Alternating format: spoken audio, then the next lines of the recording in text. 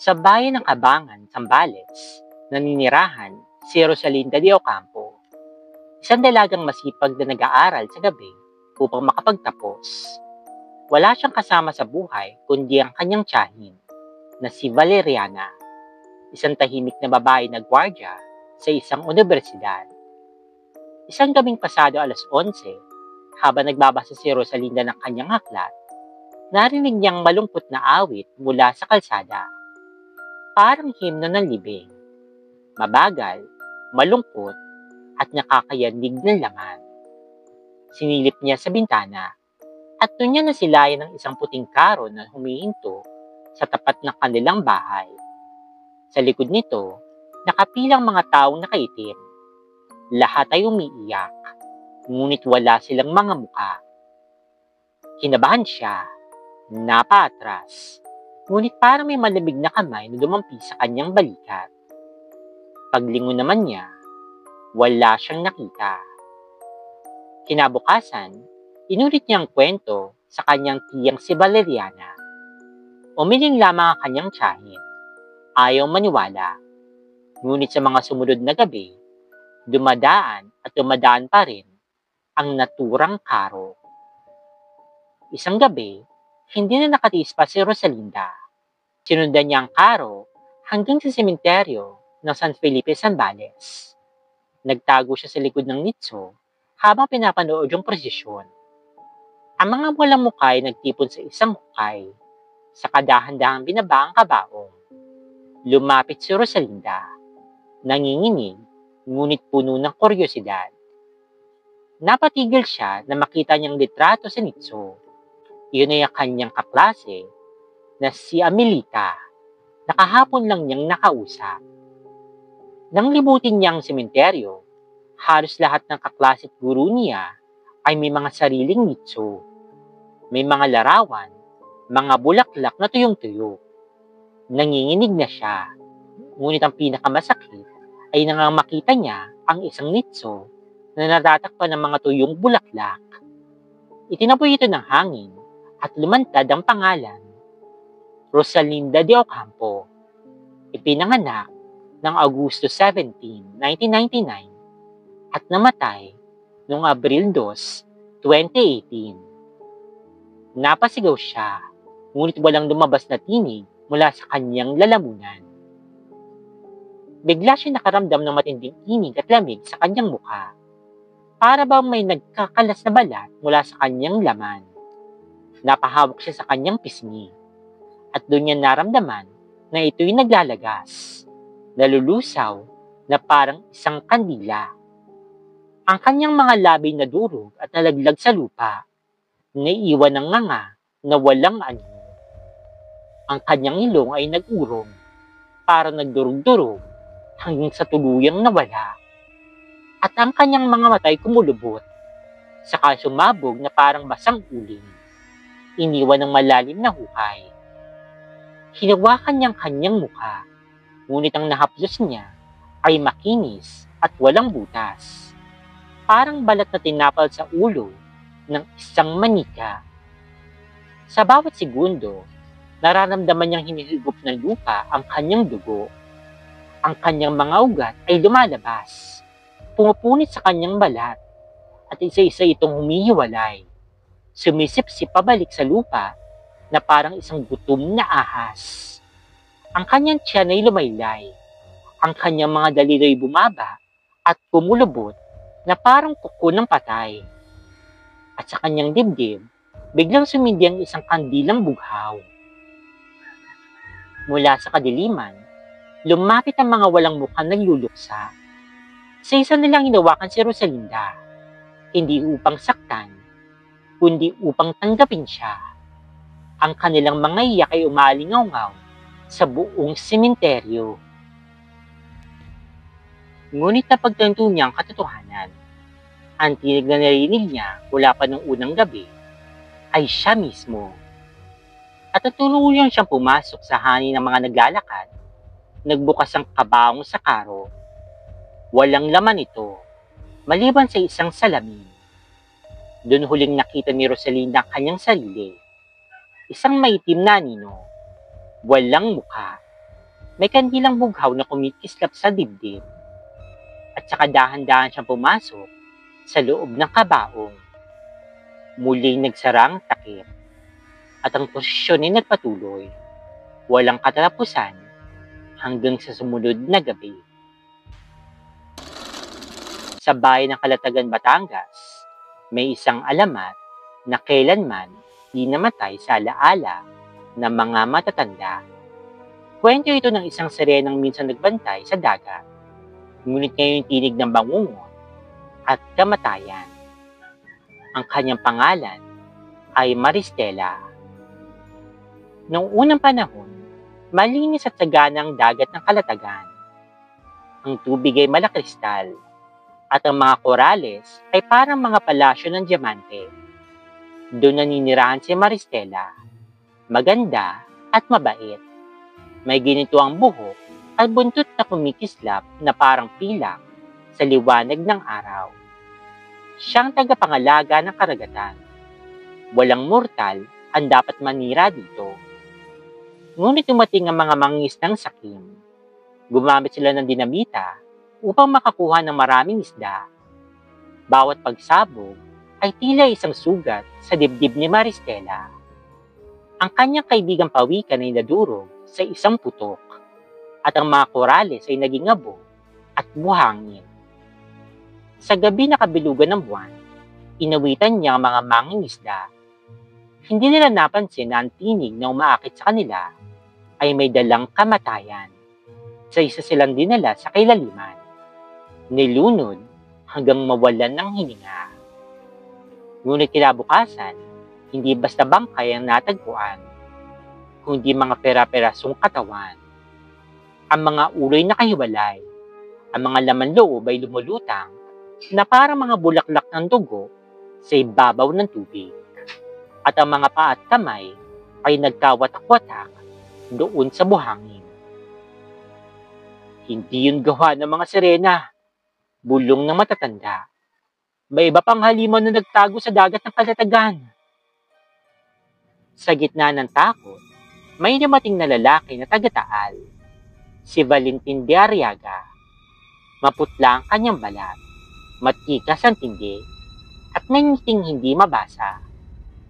Sa unang sulyap ni Maristela sa kanya, bigla siyang natigilan. Ang pusong puno ng galit ay biglang lumambot. Lumapit si Valentin sa kanya. Hindi siya tinablan ng kanyang awit. Sa halip, inalikan siya nito. At para kay Maristela, iyon ang kanyang unang tikim ng pag-ibig. Ngunit ang halik na iyon ay halik ng kapahamakan. Habang yakap si Maristela, nagsimulang manginig ang paligid. Ang balat ni Valentin ay napunit. Lumitaw ang itim na balahibo. Ang kanyang mga matay na mula at ang kanyang ngusay humaba at ang kanyang mga kuko ay naging matutulis na parang mula sa hayop. Sa gitna ng kanyang nakakabinging alulong, sumulpot ang kanyang mga kasamahan mula sa kakahuyan. Mga taong lobo, nakalupog, gutom, at naglalaway. Tumalon sila sa tubig at pinilibutan si Maristela. Ang kanilang mga katawan ay tiklop at baluktot, at ang mga mukha ay kalahating tao, kalahating hayop. Ang kanilang mga dilay mahaba, bumupuna sa sariling muso habang nakatitig sa sirena. Sinakal si Maristela ni Valentin. Buo ang kanyang kuko sa tiyan ng sirena. Punit kagad ang kanyang kaliskis at bumalwak ang dugong kulay lila. Napasigaw si Maristela, ngunit natabunan ng kanilang halakhak at alulong ang kanyang sigaw. Lumapit ang isa pa sa mga lobo at sinakmal ang kanyang balikat. Kinagat, bumao ng pangin at nilapa ang laman. Napasigaw siya, halos mabali ang kanyang buto. Dalawa pa ang humablot ng kanyang buntot. Hinihila siya pabalik habang peraso ng kanyang kaliskis ay nalaglag na parang mga perasong salamin sa buhangin. Isang dumamba sa kanyang dibdib. Pinupunit ang balat gamit ang matatalim na kuko. Sa gitna ng lahat ng iyon, narinig ang bulong ni Valentin, habang ang kanyang nguso ay nakadikit sa tenga mismo ni Maristela. Mas matamis ang laman ng Serena. Mas mabango ang dugo mo kaysa sa mga tao. Ipamimigay kita sa aking mga kapatid. Sunod-sunod na kagat at kalapastanganan ang ginawa ng kawan. Ang kanyang mga sigaw ay nauwi sa higpit at ang kanyang katawan ay winasak-wasak sa bawat sandali. Ang tubig sa paligid ay naging kulay ubit pula, humalo sa alon. Ngunit bago tuluyang magapi, inangat ni Maristela ang kanyang kamay. Sa huling sandali, inawit niya ang pinakamadilim na himig na narinig kailanman sa gitna ng dagat. Hindi ito awit ng pag-ibig, hindi rin lamang puot. Ito'y awit ng paghihiganti at pagkamatay. Kumulog, kumidlat. Mula sa kailaliman, sumulpot ang damuhalang alon. Mas mataas pa sa pinakamatayog na niyog. Dinurog nito ang mga taong loko. Pinagwatak-watak ang kanilang mga buto. Pinunit ang kanilang mga balat. Ang kanilang mga sigaw ay humalo sa dugong-dung ng bagyo. Si Valentin mismo, pilit pa rin kumakapit kay Maristela, ngunit natangay siya ng alon. Ang kanyang katawan ay nagkalasog-lasog, at ang kanyang alulong ay nauwi sa isang malutong na huling sigaw bago siya tuluyan na nilamon ng dagat. Kasama nila, nilamon din si Maristela. Mula noon, sinasabi ng mga matatanda na sa tuwing kabilugan ng buwan sa kalatagan, marinig ang malungkot na himig na nagmumula sa dagat. Isang awit na puno ng hinanakit at dugo. Ngunit tatandaan ninyo, huwag kayong sasagot. Kahit isang bulong lamang, huwag niyong tutugunan ng tingin. Sapagkat ang sinamang susunod sa awit na iyon ay mahahatak mismo sa lagat. At kapag natagpuan ng kanilang bangkay, hindi na ito buo, kundi hati, lasog-lasog, at tila nilapa. Ang dagat ng kalatagan ay may bantay pa rin, bulong na matatanda, ngunit hindi na si Maristela lamang. Naroon din ang mga nilalang na minsan lumapas sa kanya, naghihintay at nagugutom. Ako si Arnaldo Quintiveros, isang veteranong kasapi ng search and rescue sa lalawigan ng Quirino. Sa halos 10 taong kong paglilingkod, nasanay na ako sa samot-saring sakuna. Mga taong naliligaw, nadudula sa bangin, natatangay ng ilog, o napapadpad kung saan-saan. Ngunit may mga insidente akong hindi ko kailanman makakalimutan.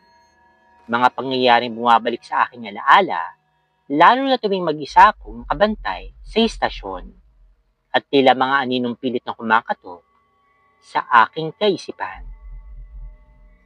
Isang umaga ng tag-init, pinatawag kami sa bayan ng nagtigpunan. Nawawala raw ang 2 bata habang namimitas ng mga bunga sa gilid ng gubat. Nang makarating kami roon, abala ang mga magulang sa pag-iyak at ang mga kamag-anak naman ay nagsisigawan habang naghahanap.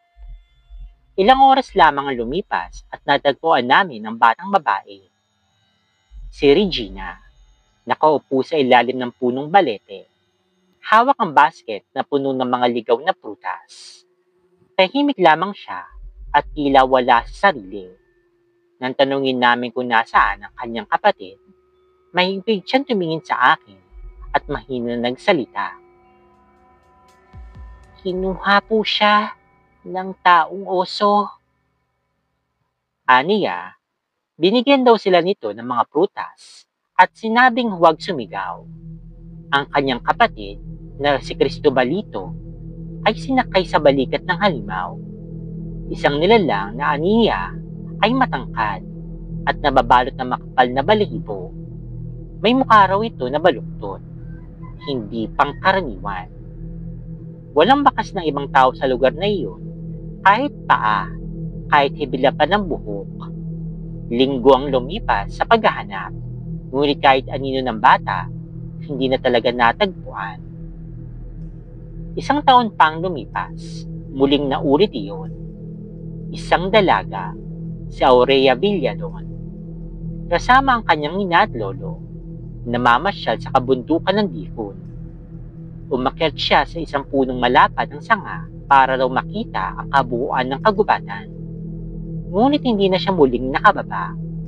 Paghapon sila naghintay, halos mapaos ang lalamunan sa pagtawag bago sila humingi ng tulong. Inakyat ng aming pangkat ang bawat puno. Sinuyod ang bawat siwang at buwang, ngunit wala ni isang bakas. Hindi man lamang nagalaw ang mga tuyong dahon sa paligid na para bang nilamon ng dalaga ng hangin mismo. Isa sa mga pinakamasakit sa lahat ay ang 9 na taong gulang na si Clarissa Montano. Nahulog siya sa isang bangin at nabutas ang katawan sa tuyo at matulis na sanga ng punong kahoy dun sa ilalim. Ang iyak ng kanyang ina nang makitang katawan ng kanyang anak ay hindi ko makakalimutan. Para itong isang alulong ng hayop na nasugatan. Ilang linggo matapos mailibing si Clarissa, nabalitaan kong nagbigti ang kanyang ina sa kanilang tahanan. Hindi daw nito kinaya ang pagkawala ng kanyang anak. Minsan, pinadala naman kami sa kabundukan ng Madela upang hanapin ang isang alpinista na hindi nakauwi. Natagpuan namin siya sa isang siwang ng bato, nabalian ng paa, nanlalambot at nanginginig. Nang maisakay namin siya sa helicopter, paulit-ulit niyang sinasabi na may lalaking nasa tuktok ng bundok. Nakaparang damit panlamig, ngunit walang anumang gamit na pangakyat. At nang humarap daw ito sa kanya, wala itong mukha. Parang balat lang na makinis at walang mga mata. Walang ilong, walang bibig. Tumakbo siya pababa sa sobrang takot, kaya siya nadisgrasya. Ayon sa kanya, gabi-gabi, narinig niyang lalaking yun na bumababa ng bundok. Naglalabas ng mga tunog na parang alulong na nakasakal, parang tinatakpan ng kung anong tela. Ngunit ang pinakanagbigay ng kilabot sa akin ay ang dalaga na si Luisita Losada na nawala kasama ang kanyang hiking group. Natagpuan namin siyang nakasilong sa isang nabubulok na troso. Hubad ang paa, wala lang kanyang bag, nanginginig at tila nawawala sa sarili. Habang dinadala namin siya pabalik, paulit-ulit siyang lumilingon at pabulong na nagtatanong, bakit ba sumusunod yung lalaking may itim na mga mata? Pero wala namang kaming nakikita. Pinilit namin ipaliwanag na dala lang siguro ito ng kanyang takot. Ngunit lalo siyang nangingit-ngit habang papalapit na kami sa kampo. Bigla siyang tumigil, humarap sa kadiliman at sumigaw, "Hindi ako sasama! Hindi ko sila ibibigay sa iyo!" Nagpatuloy kami sa paglalakad, ngunit napansin kong tila may mababang ugong na sumasabay sa hangin. Hindi tao, hindi rin hayop. Parang paulit-ulit na ubo, malalim, at parang kuliglig na dambuhala. Nang malapit na kami sa base, hinawakan niya ang balikat ko, saka bumulong. Sabi niya, bilisan mo raw. Naiinis siyang titigan ng peklat sa batok mo. Nanindig ang mga balahibo ko. Ang peklat na yun ay maliit. Halos natatakpan ng aking kwelyo. Hindi ko alam kung paano yun nakita. Kasabay ng mga sinabi niya, narinig ko ang mabigat na ungol. Tuwid at nasa mismong tenga ko. Para akong nilamig sa loob at halos napatakbo na kami pabalik.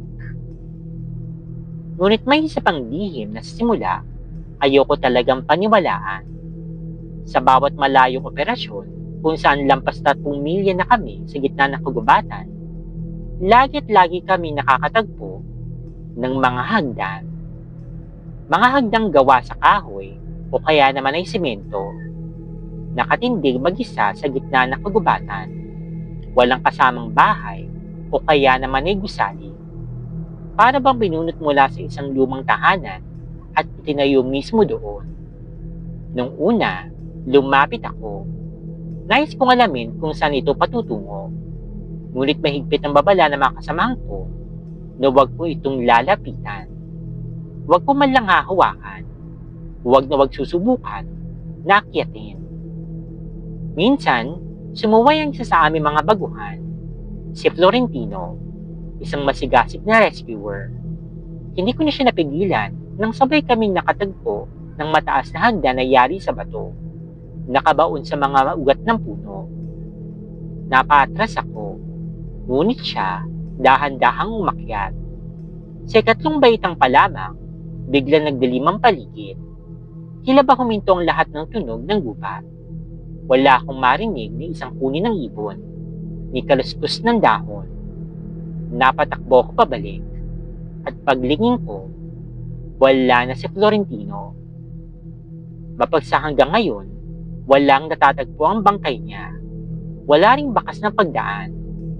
Ngunit tuwing naalala ko ang muling pagkakataon na silayan ko siya, nanood ang lamig sa aking laman. Nakatingin siya sa akin, ngumiti ng payapa, at unti-unti naglaho sa hangin. Kasabay ng hanggang yun na tila hindi na muling bumalik sa lugar na iyon. At sa bawat gabing mapayapa, kapag napapapikit ako, ramdam ko may malamig na hininga sa aking batok at isang boses na pabulong na nagsasabi, Umakyat ka.